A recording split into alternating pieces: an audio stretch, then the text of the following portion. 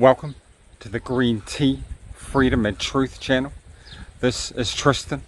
It's good to have the Green Tea team back for this Sunday, the 7th of February 2021 edition of the video log. I appreciate the Green Tea team. Today we're going to be doing a Sunday deep dive and looking at the connection between the UN, the World Health Organization, and GAVI, the Bill Gates funded vaccine organization. The other day I was listening to a David Icke video, and he was saying about the no jab, no pay, no jab, no play policy that had come in Australia, where the government, to get benefits and privileges, childcare subsidies and this type of thing, they require mandatorily for people to receive, children to receive a vaccine for their parents to receive the money. In Australia, no jab, no pay legislation was introduced nationally on 1st of January 2016. It removed an exemption which previously allowed parents whose children were not fully vaccinated to remain eligible for family assistance payments. So effectively mandating vaccination for children. And then I came across an article by a professor at Wollongong University, I'll give you her name in a moment, looking at the connection between GAVI, which is the Global Alliance for Vaccine and Immunology, which is a Bill Gates funded organization, the UN and the WHO. The United Nations is an unelected, unaccountable body trying to implement the UN Agenda 2030, UN Agenda 21, these policies on the world. They are untrustworthy. We know their plans and their pedigree. Also, their health arm for the UN is the World Health Organization. That is the health arm. Those two, they work together. And GAVI, Bill Gates funded Vaccine Alliance, influences strongly all of GAVI, all of the UN and World Health Organization world policy recommendations. That's why Bill Gates, shout out Mike Martins, we could call the self-appointed health minister for the planet, because his company influences the World Health Organization very strongly. And have people noticed from day one of the pandemic, the scamdemic, that almost when the V word 19 was announced, they were talking about the rollout of the vaccine, the worldwide rollout of the vaccine. Why haven't they talked about other things? Why haven't they talked about other health ways to stay healthy? They are pushing this vaccine as the magic bullet, as the only way to get back to the new subnormal, as the only way out. They're in lockstep. The media, World Health Organization, UN, GAVI, and doesn't matter what the people think. And why is that? Why is this narrative being pushed so hard? This article is from Judy Wilyman. It's a thesis from the University of Wollongong. All credits to Judy Wilyman and her sources, which are acknowledged in the text portion of this clip. And it's called A Critical Analysis of the Australian Government Rationale for its Vaccination Policy, the Influence of GAVI on Global Policy. After the GAVI Alliance was established, a working party that included the International Federation of Pharmaceutical Manufacturers and Associations, IFPMA, designed policies with a global focus on new vaccine production and implementation. This direction in public health policy conflicted with the priorities that some countries wanted to choose for their health agendas. Many donors and recipient countries were critical of the singular focus GAVI had on vaccines. It operates on a top-down model that undermines community action, and its focus on vaccines is not formed by a consensus in the international public health community. There was discussion that GAVI should be an independent organisation. However, it became an alliance with the World Health Organization Working Party, issuing global directives from 1998 until 2008. GAVI increased its governance powers and took over many of the World Health Organization functions in member countries. Global public health policies are now focused on technocratic governance and technologies and not traditional primary healthcare. The increased emphasis on vaccination programs has been to the detriment of programs targeting nutrition, sanitation, health education, clean water, child and maternal health, prevention and control of endemic disease and medicines. The focus on vaccination policies could not have occurred without private partnerships with the Gates Foundation and input from the IFPMA and the vaccine fund supported by the developed nations. The focus on the vaccination has been overriding other areas and other ways to build health, immunity, other ways that people want to stay healthy. And we know that that GAVI, the New Zealand government, COVAX is the New Zealand organisation that the New Zealand government is working with, and COVAX is a GAVI, Bill Gates funded organisation. So they roll out the vaccines, the approval gets given, everyone's in lockstep, marching. You know, the people don't want it, the people know what's up. This information, you will not see this on the mainstream news. These facts, this knowledge is not being put out there. These conflicts of interest, these narratives and agendas that are being pushed behind the scenes. Global public health policies promoted by the World Health Organization have been designed by a governing board that includes the World Bank and members of many commercial vaccine manufacturers whose products are promoted by GAVI. Further, GAVI provides representation to educate and financially entice countries to accept GAVI's vaccination goals. GAVI has also established vaccine advisory committees to advise governments about the recommendations for policies.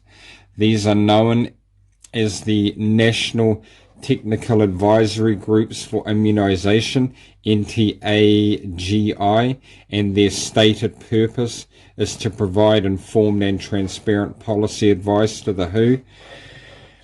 They are composed of mainly scientific and medical experts, usually with one consumer representative. The advice provided by GAVI, World Health Organization, is influenced by the IFPMA and pharmaceutical companies whose representatives can attend meetings and present information. And how can any decisions be impartial and unbiased, and if you have people who manufacture the products sitting in on boards about the decision makers deciding whether it is that using these products is the right thing? There's a huge conflict of interest there. You know, they can choose the scientific data they push, they can promote their products. It's highly unethical and underhanded for this to be happening. These conflicts of interest in the design of public health policies for the good of the community are hidden from the global population. During the 1990s, the WHO distrusted the profit motives of the private sector, and there was conflict over the direction of these policies. This was solved by the establishment of private-public partnerships through NGOs. When Gates became a partner in the GAVI alliance with many transnational corporations, he moved the Centre for Policy Development from Geneva to Seattle. In addition of these conflicts of interest, the majority of members of the WHO, UNICEF, EPI advisory boards that are involved in developing vaccination programs come from professional backgrounds with financial links to industry. Many are scientists and administrators from developed nations. Conflicts of interest and the composition of stakeholders on vaccine advisory boards play a significant role in the direction of global and national health policies and the new public health era. GAVI skewed the direction of WHO funding to universal recommendations on vaccination coverage in all WHO member countries, despite the knowledge that public health officials have of the etiological factors involved in disease outcomes from infectious agents.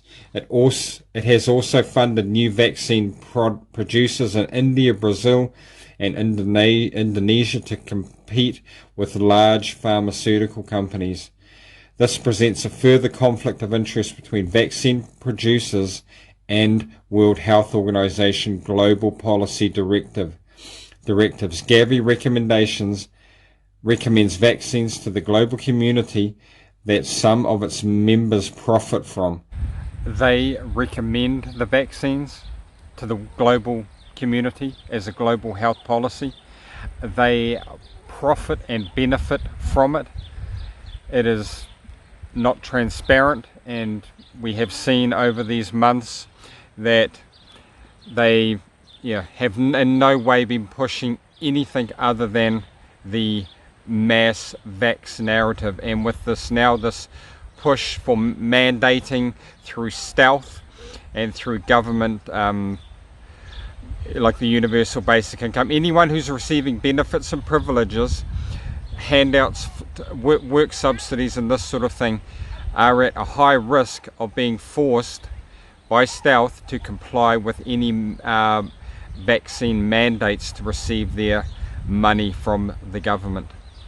In addition, vaccines cannot be used without harming a percentage of the population, but this harm is not being systematically monitored or factored into the economic modelling for key measures of health. Vaccine producers and patent holders that profit from vaccines are represented on both global and national vaccine advisory boards, and this conflict of interest is not made transparent to the public in the recommendations of global health policies by the WHO. Vaccines are described in the 1986 US National Childhood Vaccine Injury Act as unavoidably unsafe, and the increased risk from the use of any increasing number of vaccines and achieving higher vaccination rates is not quantified by a risk-benefit analysis for each country in the implementation of this global policy. And where is the risk-benefit analysis? For this experimental, highly undertested medical procedure, we know that the people pushing the narrative benefit financially from this. We know the decision makers are not impartial and unbiased in their making of choices. We have seen this with the lockstep of world governments rolling out these